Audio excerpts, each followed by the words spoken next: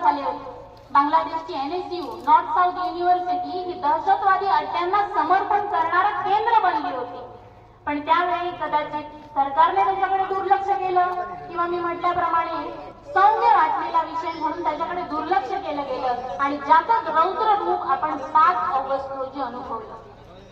शेख हसीनांचं सरकार पाडणं ही कृती काही एका 5 ऑगस्ट रोजी घडलेली नव्हती मित्रांनो. यासाठी फार पूर्वी त्यांनी तयारी केली होती. कशी केली होती? शिक्षण पद्धतीचा मी मुद्दा यासाठी सांगेन की आज आपणही सजग राहिलं पाहिजे.